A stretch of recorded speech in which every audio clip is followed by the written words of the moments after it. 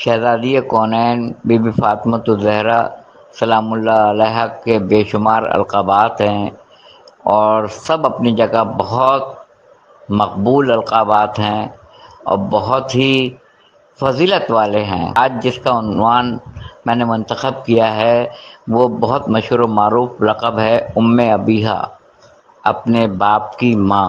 لوگوں نے اس کا مطلب ظاہری طور پہ یہ لیا ہے کہ جس طرح سے ایک ماں اپنے بچے کی کفالت کرتی ہے، نگہداشت کرتی ہے، اس طرح شہزادی کونین نے اپنے بابا کی یعنی رسول خدا صلی اللہ علیہ وآلہ وسلم کا خیال رکھا ہے، نگہداشت کی ہے۔ تو رسول اللہ نے کہا کہ ام ابیہا، اپنے باپ کی ماں۔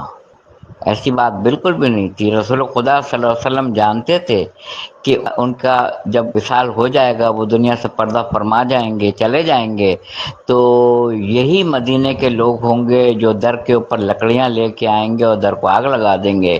تو اتنا بڑا لقب اپنی بیٹی کو اس لیے دیا کہ قرآن مجید میں آیت ہے کہ محمد صلی اللہ علیہ وسلم کچھ نہیں الا رسول، اور رسول کی زوجائیں امت کی مائیں ہیں۔ ماں کے مقابلے میں نہ بیوی آ سکتی ہے نہ بیٹی آ سکتی ہے۔ تو کیونکہ آپ سیدۃ النساء العالمین ہیں، تمام خواتین کی سردار ہیں آپ جنت میں، تو رسول خدا نے اپنی بیٹی کی فضیلت کو گرنے نہیں دیا اور کہا ام ابیہا، اپنے باپ کی ماں۔ اتنا بڑا لقب دے کے آپ گئے۔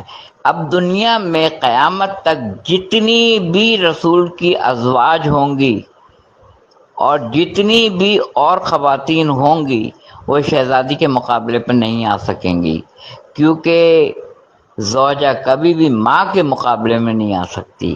اس لیے رسول خدا صلی اللہ علیہ وسلم نے فرمایا ام ابیہا، جو اپنے باپ کی بھی ماں ہو۔